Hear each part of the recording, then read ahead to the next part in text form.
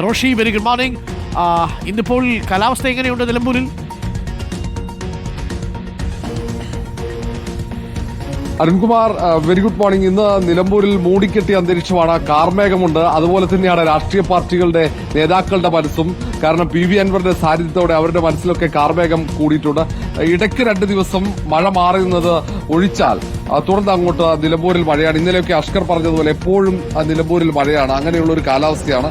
അല്പസമയം മുമ്പ് വരെ ചാറ്റൽ മഴയുണ്ടായിരുന്നു. ഇപ്പോൾ വീണ്ടും കറുത്തിരുണ്ട് നിൽക്കുകയാണ്. ഏതായാലും നിലമ്പൂരിൽ വലിയ ആവേശത്തിൽ തന്നെയാണ് എല്ലാ ക്യാമ്പുകളും. UDF ഇന്ന് വ്യാപകമായ പ്രചാരണം അത് സംസ്ഥാന സർക്കാരിനെതിരെയാണ്. നമ്മൾ കണ്ടതാണ്, തെരഞ്ഞെടുപ്പ് കൺവെൻഷൻ മുതൽ തുടങ്ങിയതാണ് സംസ്ഥാന സർക്കാരിനെതിരെ അക്കമിട്ടുള്ള പ്രചാരണങ്ങളാണ്.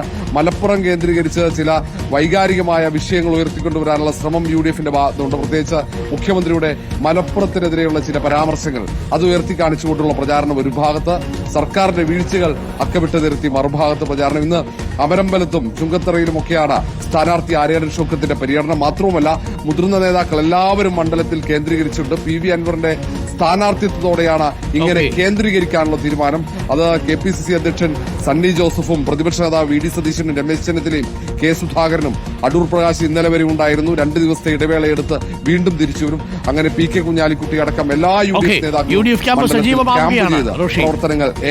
അപ്പോൾ ഒരു ദ്വിമുഖ തന്ത്രമാണ്. ഒരു ഭാഗത്ത് മുഖ്യമന്ത്രിയുടെ മലപ്പുറം പരാമർശം ചർച്ചയാക്കുന്നു, അതേസമയം തന്നെ സർക്കാരിനെതിരെയുള്ള ഭരണവിരുദ്ധ വികാരം പരമാവധി വോട്ടാക്കി മാറ്റാനാണ് UDFന്റെ ശ്രമം. ഭരണ കോട്ടങ്ങൾ എണ്ണി പറഞ്ഞുകൊണ്ടായിരിക്കും ക്യാമ്പയിനുകൾ എന്ന് റോഷി റിപ്പോർട്ട് ചെയ്യുന്നു. റോഷി തുടരുക. സാനിയ മനോമി നമുക്കൊപ്പമുണ്ട്. സാനിയ മനോമി, ഇന്ന് LDF സ്ഥാനാർത്ഥിയുടെ പ്രചരണം എങ്ങനെയൊക്കെയാണ്? മുഖ്യമന്ത്രി എത്തുന്നു, തീയതി കുറിച്ചു എന്നാണ് മനസ്സിലാക്കുന്നത്.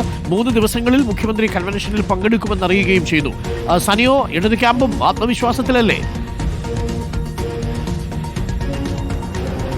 Good morning doctor Arunkumar. വലിയ ആത്മവിശ്വാസത്തിൽ തന്നെയാണ് ഇടത് ക്യാമ്പ് എന്നുള്ളതിന് യാതൊരു സംശയവുമില്ല. രാവിലെ അത് സ്ഥാനാർത്ഥി M സ്വരാജിനോട് സംസാരിക്കുമ്പോൾ അദ്ദേഹവും വലിയ ആത്മവിശ്വാസം പ്രകടിപ്പിക്കുകയാണ് എന്നുള്ളതാണ്. ഏതായാലും മുഖ്യമന്ത്രിയുടെ വരവ് തന്നെയാണ് ഇന്നത്തെ പ്രധാനമായുള്ള ചർച്ച എന്ന് നമുക്ക് മനസ്സിലാക്കാനാകും. കാരണം മുഖ്യമന്ത്രി വരുന്നത് എന്നാണ് എന്നുള്ളതിൻ്റെ തീയതി തീരുമാനിച്ചിരുന്നില്ല. ആ കാര്യത്തിലൊരു തീരുമാനം വന്നിരിക്കുകയാണ്. 13, 14, 15 തീയതികളിൽ മുഖ്യമന്ത്രി 7 പഞ്ചായത്തുകളും കേന്ദ്രീകരിച്ച് കൺവെൻഷനുകളിൽ പങ്കെടുക്കുമെന്നാണ് നമുക്ക് മനസ്സിലാക്കാനാവുന്നത്. ഈ കഴിഞ്ഞ കൺവെൻഷൻ നടന്നത് മലപ്പുറം നഗരസഭയ്ക്ക് കീഴിൽ നിലമ്പൂർ നഗരസഭയിലായിരുന്നു. അതുകൊണ്ട് തന്നെ നഗരസഭയിൽ ഇനി കൺവെൻഷൻ വേണ്ടതില്ല, മറിച്ച് പഞ്ചായത്തുകളിൽ കൺവെൻഷൻ എന്നാണ്. ഇന്നിപ്പോൾ M സ്വരാജിൻ്റെ പര്യടന പരിപാടികൾ വഴിക്കടവ് പഞ്ചായത്തിലാണ് നടക്കുക എന്നുള്ളതാണ്. ഇന്നലെ അദ്ദേഹത്തിൻ്റെ സ്വന്തം പഞ്ചായത്തായ പോത്തുകലിൽ തന്നെയായിരുന്നു പര്യടന പരിപാടികൾ ഉണ്ടായിരുന്നത്.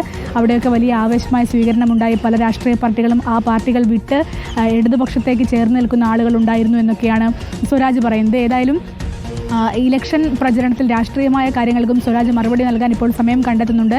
അദ്ദേഹം KC വേണുഗോപാലിൻ്റെ പെൻഷൻ പരാമർശവുമായി ബന്ധപ്പെട്ട് എന്തുകൊണ്ടാണ് കോൺഗ്രസ് ഇത്തരത്തിലൊരു നിലപാട് സ്വീകരിക്കുന്നതെന്നടക്കമുള്ള പ്രതികരണങ്ങളും നമുക്ക് തന്നു കഴിഞ്ഞു. ഏതായാലും ഇന്നിപ്പോൾ വഴിക്കടവ് പഞ്ചായത്തിൽ പ്രചരണം നടക്കും.